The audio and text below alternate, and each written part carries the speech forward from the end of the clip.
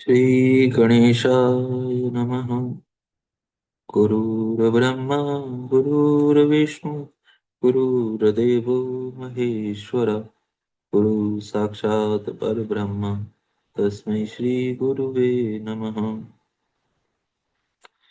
त्वमेव माता च पिता त्वमेव त्वमेव बन्धुः च सखा त्वमेव विद्या द्रविणं त्वमेव त्वमेव सर्वं मम देव। यहाँ से 48वां अध्याय प्रारंभ होता है।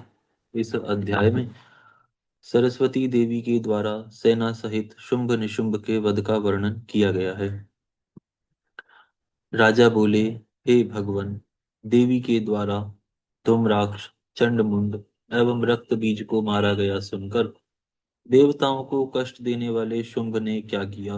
हे ब्राह्मण, अब आप जगत कारणभूता देवी के पाप नाशक चरित्र को सुनने की इच्छा वाले मुझे उसे बताइए। ऋषि बोले, हे राजन, मान मान्य पराक्रम वाले उस महान असुर ने इन दैत्यवरों के मारे जाने का समाचार सुनकर युद्ध का नाम लेते ही मदोन्मत्त होने वाले अपने दुर्धर्ष सैनिकों को आज्ञा दी। मेरी आज्ञा से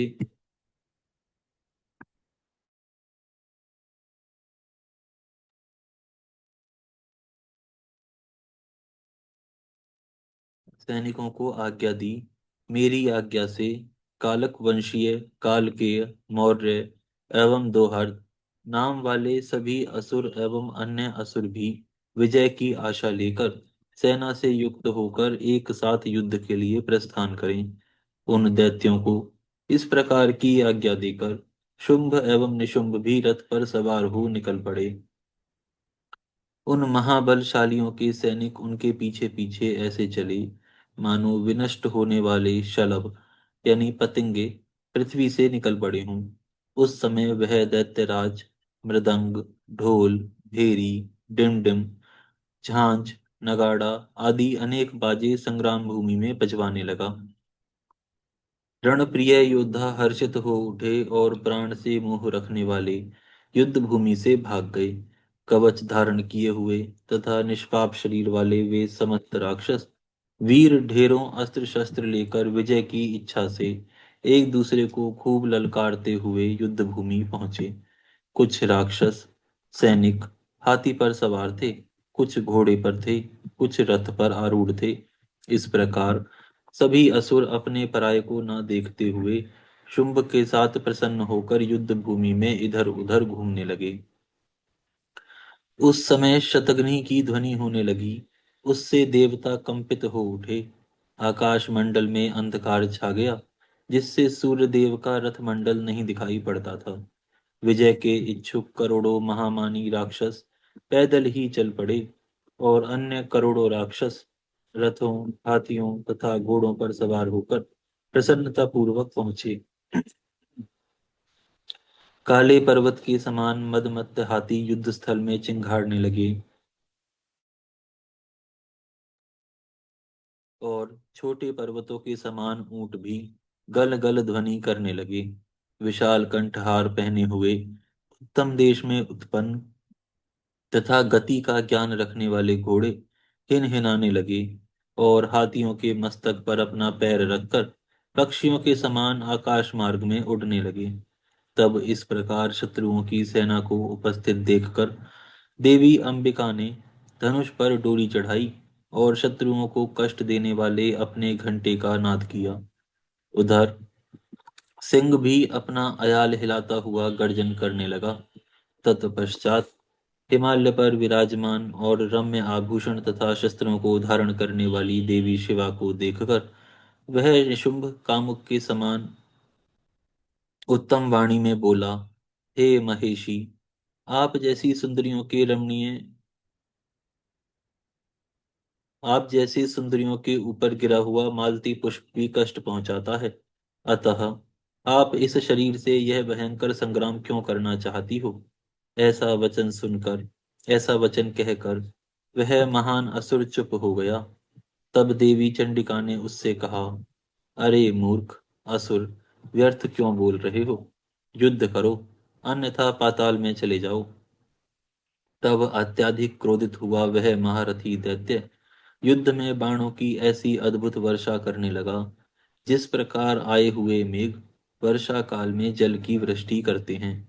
वह मद से मनमत्त हो तीखे बाणों, त्रिशूल, फरसा, भिंदीपाल, परिघ, तरकसों, तोप, भाला, छुरी एवं महान खड्ग से युक्त सैनिकों को साथ लेकर संग्राम करने लगा। उस संग्राम में विदीर्ण मस्तकों वाले काले पर्वतों के समान बड़े बड़े हाथी घूमने लगे और उड़ती हुई बलाकाओं की पंक्ति जैसी श्वेत शुंभ निशुंभ की पताकाएं खंडित होकर नीचे गिरने लगीं। कालिका ने रण में राक्षसों को मछली के समान काटकर प्राणहीन कर डाला। गर्दन के कट जाने के कारण घोड़े भयंकर दिखाई पड़ने लगे। उस समय अन्य राक्षसों को सिंह ने अपना आहार बना लिया।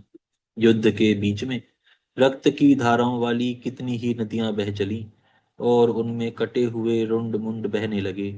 योद्धाओं के केश जल की काई के समान दिखाई पड़ रहे थे और उनके उत्तरीय सफेद फैन ऐसे प्रतीत जैसे प्रतीत हो रहे थे। उस समय घुड़सवार घुड़सवारों से, हाथी पर सवार हाथी पर सवारी करने वालों से, रथी रथ के स्वामी से और पैदल सैनिक पैदल सैनिकों से लड़ने लगे। इस प्रकार परस्पर समान प्रतिद्वंदियों द्वारा घमासान संग्राम होने लगा। उसके बाद निशुंभ ने मन में विचार किया कि इस समय यह भयंकर काल उपस्थित हो गया है। काल की विपरीतता से दरिद्र महान धनवान तथा महान धनवान दरिद्र हो जाता है। जड़ महाबुद्धिमान एवं महाबुद्धिमान जड़ हो जाता है। हत्यारा बड़े बड़े मुनियों से प्रशंसित होता है। महाबली पराजित हो जाते हैं और दुर्बल युद्ध में विजय प्राप्त कर लेते हैं। अतः प्राणियों की जय अथवा पराजय परमेश्वर की इच्छा से अनायास ही होती रहती है। महेश्वर, ब्रह्मा एवं विष्णु जी भी काल का अतिक्रमण कर जीने में समर्थ नहीं हो सकते। उत्तम वीर रणभूमि में शत्रु के सामने जाकर पुनः भाग जाना अपने मन में उचित नहीं समझते हैं, किंतु इसके साथ युद्ध में विजय कैसे होगी, जिसने मेरी पूरी सेना नष्ट कर दी है? यह निश्चय ही देवगणों के कार्यों को सिद्ध करने के लिए एवं दैत्य सेना के विनाश के लिए आई हुई है। यह सनातन मूर्ति परा प्रकृति शिवा है। यह सांसारिक स्त्री कदापि नहीं है। युद्ध रस का आस्वादन करने वाले वीरों ने स्त्री द्वारा हुए वध को निंदित बताया है। फिर भी बिना युद्ध किए दैत्यराज के सामने मुंह किस प्रकार दिखाएंगे? ऐसा विचार कर वह महारथी अपने सारथी से हांके जाते हुए विशाल रथ पर आरूढ़ हो शीघ्रता से उस स्थान पर गया जहां देवांगनाओं से प्रार्थित वे देवी पार्वती विराजमान थीं। उसने उनसे कहा, हे महेश्वरी, इन आजीविका के लिए ही युद्ध में प्रवृत्त योद्धाओं को मारने से क्या लाभ? यदि हम दोनों से तुम्हारी युद्ध करने की अभिलाषा हो तो कवच उतार कर हम दोनों का युद्ध हो। तब कौशिकी ने काली देवी से कहा, इन दोनों के इस दुराग्रह को देखो। अच्छे और बुरे मार्ग में प्रेरित करने वाला काल विपत्ति आने पर बुद्धि को विपरीत वृत्ति वाला बना देता है। उसके बाद निशुंभ ने देवी चंडिका एवं कालिका पर हजारों बाणों से प्रहार किया, किंतु शिवा ने अपने बाणों से उस असुर के द्वारा चलाए गए बाणों के हजारों टुकड़े कर दिए। इसके बाद उसने ढाल सहित उज्जवल खड्ग उठाकर सिंह के सिर पर मारा, किंतु देवी अंबिका ने अपने महाखड्ग से उसके भी टुकड़े टुकड़े कर दिए। जिस प्रकार कुल्हाड़ी भी बड़े बड़े वृक्षों को टुकड़े टुकड़े कर देती है, उसके खड्ग के टुकड़े टुकड़े हो जाने पर उसने देवी अंबिका के वक्षस्थल पर बाण से प्रहार किया। तब देवी ने उसे भी काट दिया। इसके बाद उसने देवी के हृदय पर त्रिशूल फेंका। उन्होंने उसे भी अपने मुष्टि प्रहार से चूर चूर कर दिया। तब मरने के लिए उद्यत हुआ वह महारथी दैत्य गदा लेकर देवी की ओर दौड़ा। देवी ने उसे भी अपने त्रिशूल की धार से चूर्ण कर दिया। उसने पुनः दूसरी गदा से देवी के त्रिशूल को चूर चूर कर दिया। तदनंतर देवी अंबिका ने देव शत्रुओं के रक्त को चूसने योग्य भयंकर सर्प सदृश तथा विषदिग्ध अपने तीक्ष्ण बाणों से निशुंभ को मारकर भूमि पर गिरा दिया। अमित बल वाले अपने छोटे भाई के मार दिए जाने पर क्रोध में भरा हुआ 8 भुजाओं से युक्त दैत्यराज शुंभ रथ पर सवार होकर वहां पहुंचा जहां देवी भगवती महेश्वरी थी। उसने शत्रुओं को दमित कर देने वाला शंखनाद किया और धनुष के दुस्सह टंकार की ध्वनि की।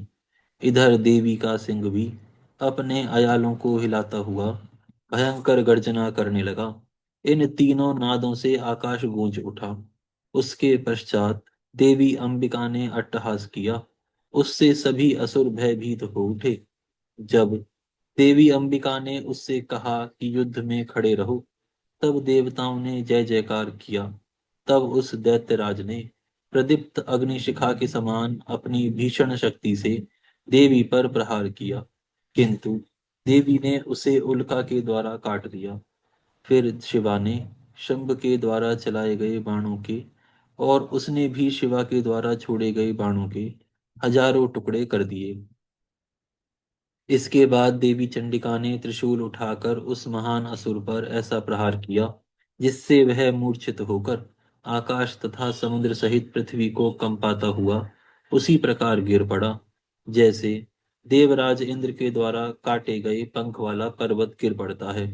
इसके बाद वह महाबली दैत्य त्रिशूल की व्यथा को सहकर माया से 10,000 भुजाएं बनाकर देवताओं का भी नाश करने में समर्थ चक्रों से सिंह पर सवार महेश्वरी कालिका पर प्रहार करने लगा।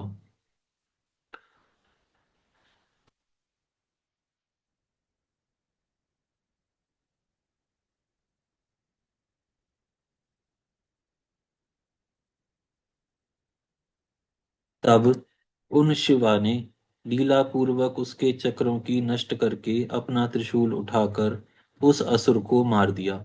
इस प्रकार शिवा के जगत पावन कर कमल से मृत्यु को प्राप्त होकर वे दोनों दैत्य परम पद के भागी हुए।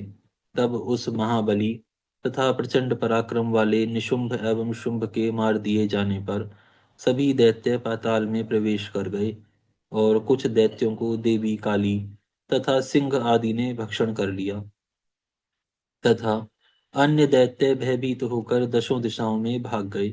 दैत्यों के मारे जाने पर नदियां स्वच्छ जल वाली होकर अपने मार्ग से बहने लगीं। सुखदायक पवन बहने लगा। आकाश निर्मल हो गया। देवगणों तथा ब्रह्म ऋषियों ने यज्ञ आरंभ कर दिए और इंद्र आदि सभी देवता सुखी हो गए।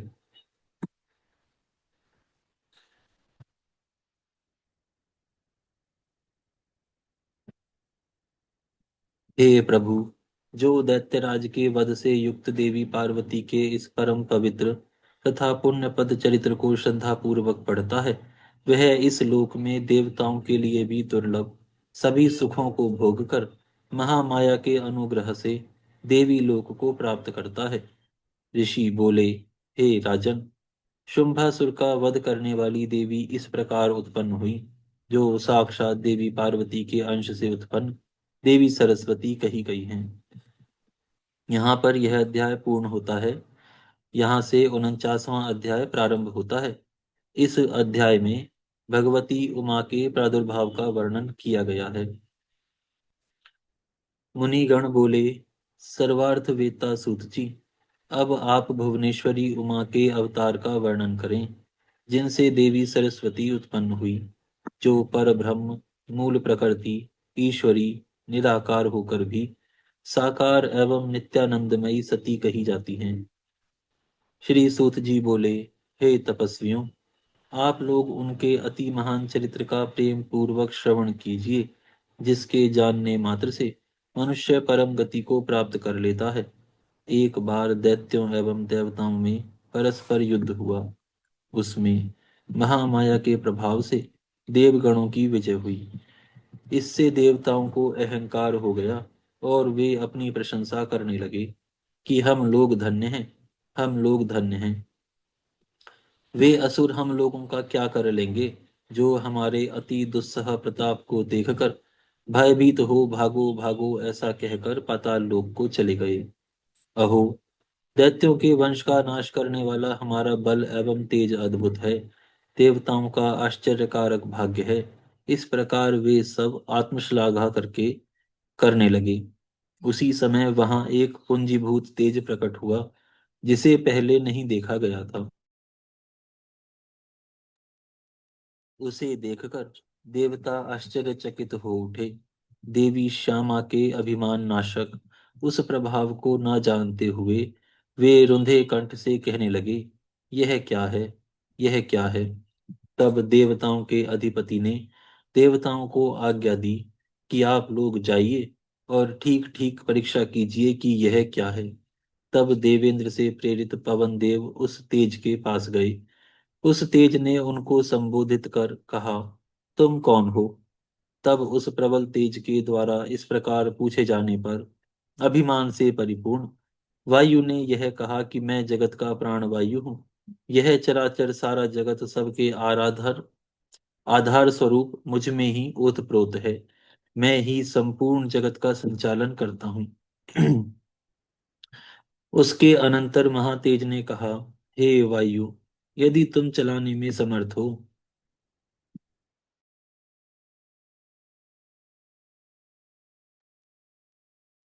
यदि तुम चलाने में समर्थ हो तो इस रखे हुए तृण को स्वेच्छा से चला दो। तब वायु ने सभी उपायों से उसे चलाने का यत्न किया, किंतु जब वह तृण अपने स्थान से विचलित नहीं हुआ, तब वे वायुदेव लज्जित हो गए। इसके बाद चुप होकर वायुदेव इंद्र की सभा में गए और अपने पराभव का यह समाचार बताया। हम सब व्यर्थ ही अपने में सर्वेश्वर तत्व का अभिमान करते हैं। हम लोग छोटे से छोटा कार्य भी नहीं कर सकते हैं। इसके बाद इंद्रदेव ने सभी देवताओं को भेजा, किंतु जब वे भी उसे नहीं जान सके, तब स्वयं इंद्र उनके पास गए। इंद्र को आता हुआ देखकर वह अति दुस्सह तेज उसी क्षण अंतर ध्यान हो गया। इंद्र आश्चर्यचकित हो गए। तब इंद्र ने बार बार यह विचार किया कि जिसका ऐसा चरित्र है, मुझे उसी की शरण में जाना चाहिए। इसी बीच अकारण करुणामूर्ति सच्चिदानंद रूपिणी शिवांगना भगवती उमा उन सभी पर अनुग्रह करने के लिए एवं उनका अभिमान दूर करने के लिए चैत्र शुक्ल नवमी को मध्यकाल में वहां प्रकट हुई।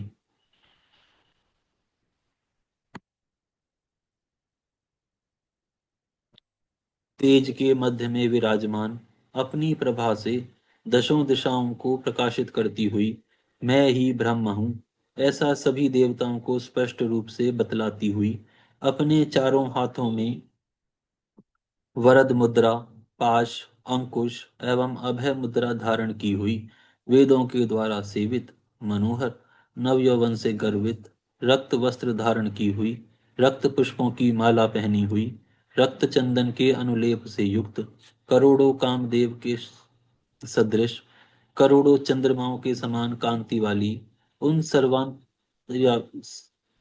सर्व अंतर्यामी, सर्वभूत साक्षिणी, पर ब्रह्म स्वरूपिणी महामाया ने कहा। देवी उमा बोली, मेरे सामने न ब्रह्मा न विष्णु एवं न तो महेश्वर ही कुछ भी गर्व करने में समर्थ हैं। अन्य देवताओं की तो बात ही क्या है। मैं ही पर ब्रह्म परम ज्योति प्रणव और युगल रूपिणी हूँ। मैं ही सब कुछ हूँ। मेरे अतिरिक्त अन्य कोई कुछ नहीं है। मैं निराकार होकर भी साकार, सर्व तत्व स्वरूपिणी, तर्क से परे गुणों वाली, नित्य तथा कार्य कारण स्वरूपिणी हूँ। मैं कभी स्त्री रूप वाली, कभी पुरुष रूप वाली तथा कभी दोनों ही स्वरूप वाली हो जाती हूँ। इस प्रकार मैं सर्व स्वरूपा महेश्वरी हूँ। सृष्टिकर्ता ब्रह्मा मैं ही हूँ। जगत का पालन करने वाले विष्णु मैं ही हूँ। संहार करने वाले भगवान शिव मैं ही हूँ एवं जगत को मोहने वाली महामाया भी मैं ही हूँ। देवी कालिका, कमला, सरस्वती आदि समस्त शक्तियाँ मेरे ही अंश से उत्पन्न हुई हैं और ये सब मेरी कलाएं हैं। मेरे ही प्रभाव से तुम लोगों ने दैत्यों पर विजय प्राप्त की है। उस मुझ शक्ति को ना जानकर तुम लोग व्यर्थ ही अपने को सर्वेश समझते हो। जिस प्रकार इंद्रजालिक काठ की पुतली को नाचता नचाता है, उसी प्रकार मैं ईश्वरी सभी प्राणियों को नचाती हूँ। मेरे भय से पवन बहता है, अग्नि सबको जलाती है, एवं लोकपाल निरंतर अपने अपने कार्य करते हैं। मैं सर्वथा स्वतंत्र हूँ, इसीलिए अपनी लीला से सभी देवगणों की ओर कभी दैत्यों की भली भांति विजय कराती हूँ। वेद जिस अविनाशी तथा मायातीत परात्पर परम धाम का वर्णन करते हैं, वह तो मेरा ही रूप है। सगुण एवं निर्गुण, यह मेरा दो प्रकार का रूप कहा गया है। प्रथम रूप मायामय है, एवं दूसरा रूप माया रहित है। हे देवताओं, इस प्रकार मुझे जानकर और अपने अपने गर्व का परित्याग करके भक्ति से युक्त होकर मुझ सनातनी प्रकृति की आराधना करो। देवी के इस दया युक्त वचन को सुनकर भक्ति से सिर झुकाए हुए देवता लोग परमेश्वरी की स्तुति करने लगे। हे जगदीश्वरी, क्षमा कीजिए। हे परमेश्वरी, प्रसन्न हो जाइए। हम आप अब हम लोगों को ऐसा गर्व कभी ना हो। हे माते, दया कीजिए। उसी समय से वे देवता अभिमान छोड़कर एकाग्र चित्त हो पूर्व की भांति विधि पूर्वक देवी पार्वती की आराधना करने लगे। हे विप्रों, इस प्रकार मैंने आप लोगों से उमा देवी के प्रादुर्भाव का वर्णन कर दिया, जिसके श्रवण मात्र से परम पद प्राप्त होता है। यहाँ पर यह अध्याय पूर्ण होता है।